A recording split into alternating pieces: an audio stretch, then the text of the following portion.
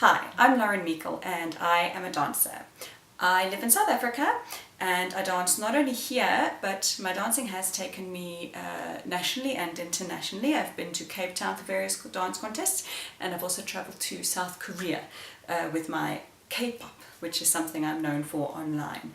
I've been dancing since the age of 3, and I've been dancing professionally. Well, that's a tough one because I've been dancing in shows since I was 6, but professionally since I was about 18. So for about 7 years now. So Lance Voss, an American who I've gotten to know, is a filmmaker and businessman who promotes, produces and works well with dancers even at great distances. For example, he's in America, I'm in South Africa, where I do dances to his music, and it's quite amazing that a relationship like that can be formed from such a distance. He wanted me to answer some questions for him and a video audience, so that's what I'm going to do now. Okay, so let's have a look at these questions. Question number 1. What was it like to be an amateur dancer and now being a professional dancer? Well, as I said, I danced since I was 3, and when I was little, you start like being the littlest, cutest ones in the dance school. You look up to the oldest girls in the dance school, who are called the showgirls, and the showgirls, they start easing into more professional work when they're between 16 and 18. So as a little toddler, your ultimate goal is to grow up and be one of those showgirls. And when you eventually get there, it's like, it feels so amazing, you almost don't know what to do with yourself, because this is the one thing you've been aiming for your whole life, and now you're finally here. It's like, it's a dream come true, and it's fantastic to be able to make a living doing what I was born to do, if I can say that. That's what I feel like. I feel like I was born to do it, and to actually make money off of what my talent is and what I enjoy with my body, heart and soul really, really means a lot to me, and I wouldn't change it for anything in the world. Question number 2. Why do you love to dance? You obviously love it. Well, yeah, I spoke about that a little bit earlier, but an interesting story. My mother always tells me that she travelled to America when she was pregnant with me. So Lance, I don't know if you saw her. She travelled to America when she was pregnant with me, and they went to see a Sesame Street parade in Disneyland. And she said one of the first movements she ever felt was then, and she felt me dancing in her stomach. She says this was not a kick, it was not just a normal movement. She says she could feel it was distinctly dancing, and she said there and then, this child is going to be a dancer. And yeah, she sent me to my first ballet class when I was 3, and ever since then I loved it so much. And when I was a child, I was never able to stick to one type of dancing. I wanted to explore everything, so I started with ballet and tap. And then I told my mum, no, I need to try something else. So she put me into modern as well. And then I was like, no, I need to try something else. And then I started hip-hop and contemporary. And then when I grew into a teenager, I started doing show dancing and heels. And now I've discovered my K-pop, which is what I do now. And I just love all forms of dance. It's like the language of the soul. So if I speak English and someone's speaking Korean, I don't need to speak in their language for them to understand the emotion that I am going through when I'm dancing, or the story I'm trying to tell when I'm dancing. I just think it's the most beautiful way to express yourself, and it really means a lot to me, which is why I've never stopped pursuing it, and I never will. I will probably be a 90-year-old woman. Even if I've got a walking stick, I'll still be dancing around, embarrassing my poor grandchildren. Question number 3. What kind of emotions do you feel when you dance? And what kind of emotions do you think you give off when you dance? Well, I did speak about that a little bit right now, but that really depends on the genre of dance I'm doing. So if I'm doing a very emotional balletic dance to a more ballad style of song, I'll really get more emotionally into it. But that same emotion would come through if I'm doing a more powerful song, even be it a rock song. I can get that same emotion through. The emotional depends on the lyrics of the song.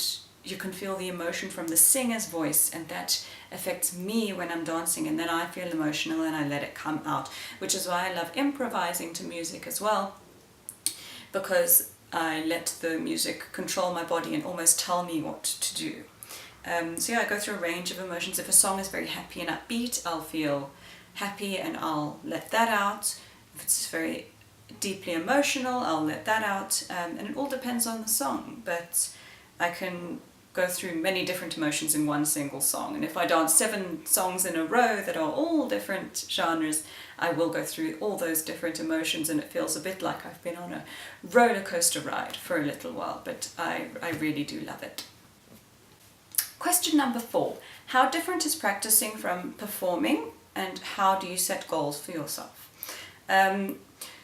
Well, performing is different because I always say that you never realize how much effort you put into a performance until you walk off the stage, because subconsciously you know there are all these people watching you, and you will subconsciously put in a lot more energy than you even plan to, and then you'll get off stage and be like, oh, I can't breathe, and you just want water and nothing else, and you'll never get that while practicing, because I always like to practice and pretend like it's the real performance. If someone walks in on me while I'm practicing, they'll think I'm insane, but I do, because you can't just walk on stage and then suddenly give it your all and perform, which is what's the most important. So I do like to practice performing and not just doing the dance moves.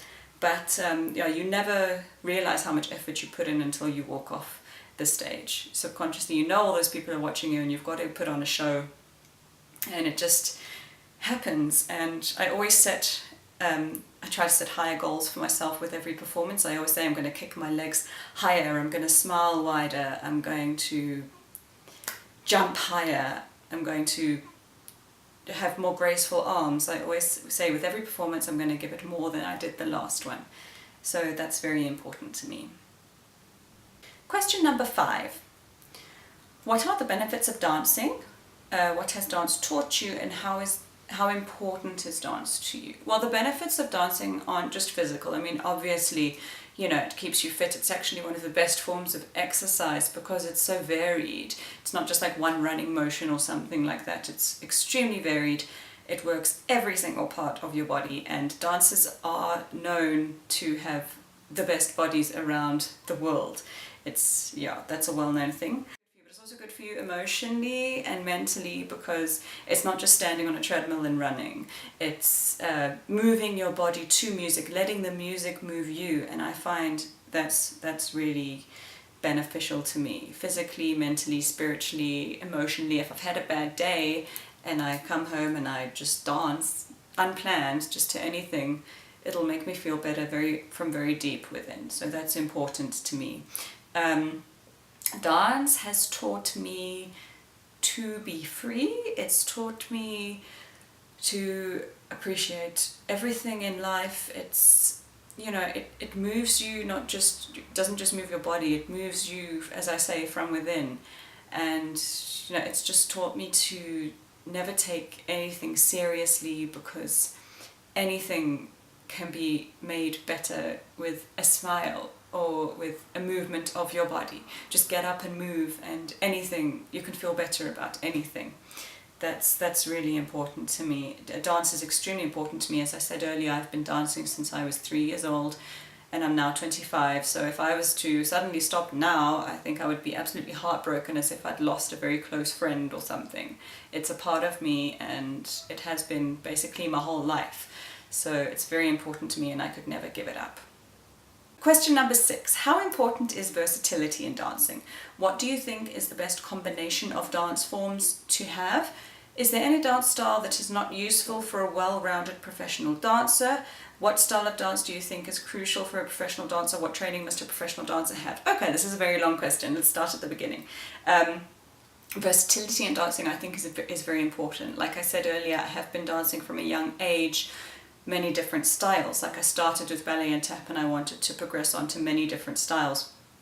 I think it's important because different styles of dancing are beneficial, first of all, to your body in different ways. So ballet is good for your grace and poise and flexibility, then tap is good for getting a bit looser and funkier, and then you have hip hop, which is very good to, you know, chill out and take a chill pill and, you know, get loose and be more comfortable with yourself. heel dancing is great for your calves and for your confidence. If you're a woman, it makes you feel sexier. So all these different dances are good for you in different ways, which is why I think versatility is very important in dancing. The best combination of dance forms to have, well, I really like ballet and tap. So when I first started dancing, I started doing ballet and tap. And I think that's the best combination because they sort of go hand in hand, because a lot of kids, when they start ballet, they should do tap as well, and vice versa, because ballet will help you with the tap will help you with the rhythm to add to your ballet, and ballet will help you with the grace and poise to add to your tap. So they really go hand in hand, and I've always loved both. Any dance style that's not useful for a well-rounded professional dancer? Not at all. Even something as ridiculous sounding as twerking. I wouldn't say no. I haven't done it like professionally, but I wouldn't say no. There's no dance style that's not useful. Anything that can teach you to use a new part of your body, or any type of dancing, is fantastic for a dancer. You can never learn enough types of dancing. The most crucial style of dancing for a professional dancer to have would be ballet. A foundation of ballet, you can see if someone has a foundation of ballet or not. The dancer has more poise and grace, they're more eloquent. Any style of dance they do after ballet, you can see it's done with so much more grace and beauty. It's the most important foundation and crucial core that a dancer must have grown up with. Training for a professional dancer, as I said, it's important to start as young as possible, but I do know some professional dancers who took their first class when they were like 18. So if it's in your blood, then, you know, even if you start when you're in your 30s, you can still go far because it's in you. But it is important to start as young as possible, go through dance schools, go to auditions, do all your exams and festivals and shows, and just don't give up. That's the main thing. Okay, question number 7. How important is it for a dancer to love music? Okay, that's a slightly more difficult one, because, I mean, you've got to have a love for music to have the desire to move to it and to be able to move to it. But, I mean, the first people that danced, I mean, there's that quote, something about those who were dancing were thought to be crazy by those who could not hear the music. So the first dancers would have danced without any musical accompaniment. They just started dancing. So if dancing is within you, you don't need any musical accompaniment to be able to dance. But, you know, through the generations, we've associated dancing with music. So, but I think it does go hand in hand. If you're a dancer, you hear music, you want to dance to it. You wouldn't normally see these days someone just walking through the street and starting to dance. It's actually a good idea for a flash mob. But yeah, they do pretty much go hand in hand, but you don't need music to dance. You can dance anytime. Question number 8. What is the hardest thing about dance? Sometimes the hardest thing about dance is finding the energy to do it if I'm very tired, but sometimes I find it can actually do the reverse of what I'm worried about. If I'm very tired and I dance, I find it actually energizes me a bit more. Another difficult thing can be sometimes if I'm having a bad day or I'm very sad, I find it's very difficult to get into a character or get into a certain role, but then again I conquer that. I forget about anything going on and I just get into my role and I focus on the music and the dancing, and I find that I'm able to do anything when it comes to dancing. Yeah. What inspires you and who inspires you? I've always been inspired by Margot Fonteyn and Paula Abdul, fantastic dancer. Michael Jackson, I mean, his singing's one thing, but his dancing is on another level. From a very young age, I just said, I want to dance like Michael Jackson. I still can't moonwalk, but again, that goes back to the question about any dance style that's not useful. There's no dance style that's not useful. Anything you can add to your repertoire is amazing. But yeah, he inspired me from a young age. And Gene Kelly and, you know, all the most famous dancers in the world. We have a South African ballerina called Bernice Sylvius. She inspires me.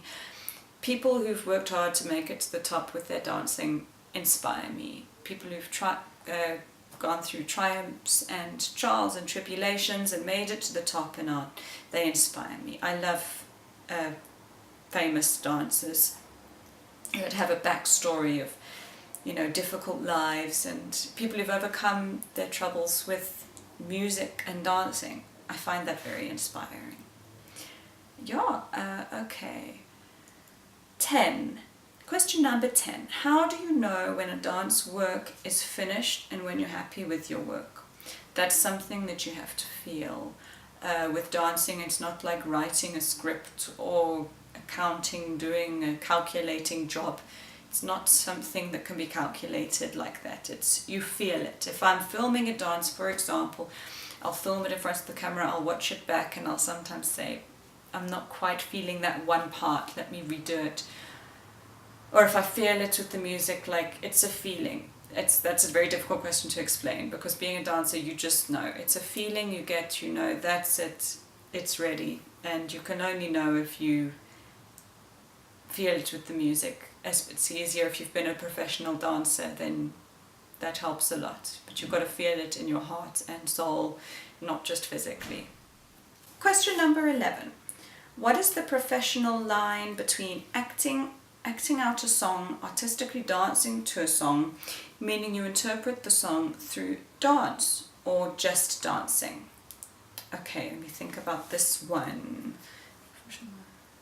So, yeah, I mean, I've always thought dancing is so much more than just physically moving your body. It's telling a story, and again, that all depends on the genre you're dancing to. So, I mean, if you look at ballets, if you go and watch a ballet, Swan Lake is an entire story told with the human body. There's not a single word in there. So it's very important to think of dancing as acting with your body. It, like I said earlier, is the universal language of the soul. You have to almost be an actress. You have to be everything. You have to be a dancer, a comedian, if necessary, an actress, actor if you're a man. But yeah, you need to be able to tell a story with your body, with your eyes, with your face, with your expressions, and that can all be done through dance. So dancing and acting are definitely linked, in my opinion. Question number 12. Dancers only rarely mouth a word or words to a song. When they do, sometimes it is quite amazing. Why is this? Okay, when I was growing up dancing, I was always told it's extremely unprofessional if you mouth the words to a song. Chewing gum as well, but those are the two things that were most unprofessional. If you're like dancing in a ballet, a highly professional show like that, you never mouth to the words unless you literally have a microphone attached to you and it's part of your job. But unless you're dancing for fun, it's very unprofessional to mouth the words to a song. If it's more of a relaxed thing and it's not a professional ballet or theatre company performance, then that's fine, and it can add to it in that case because you can see that the dancer is getting more into it and feeling it more. But otherwise, you shouldn't mouth the words to a song in a professional performance. It's considered highly unprofessional. Yeah, unless you're a showgirl, then it's all right. But ballets and big shows like that where you're not hired as a singer as well, it's considered unprofessional. But with my dance videos for my YouTube channel, I do mouth along sometimes because it's more chilled and it helps me to get more into the mood of the song. Sometimes I do dances on my channel in Korean, so I don't always understand what the people are saying, but I attempt to mouth along. But it helps you get more into the character of the song, if you're not in a professional ballet theatre. And the last question, question number 13. How important do you think is an audience to a dancer? Okay, well that's like I was talking about earlier, like you never know how much energy you're going to put into a dance until you walk off stage and you realize you can't breathe, and water is the greatest gift on man's earth. Okay, but it's a difficult one because sometimes I shoot my dance videos and I don't directly have an audience. Like now I'm talking to a piece of plastic and a glass lens, but I know there are going to be people watching it, even though they're not physically here. So you're always performing for an audience, even if you're dancing in front of a mirror and you're your own audience. it's not necessarily that important to have an audience. The most important thing is that you're dancing for yourself and you're making yourself happy. An audience just adds to the nerves and the adrenaline and makes you perform even harder. And it is good for your self-esteem, seeing people appreciate your hard work and something you've been working on for a long time. That is really nice. But deep down, the most important thing is that you dance for yourself and it makes you happy.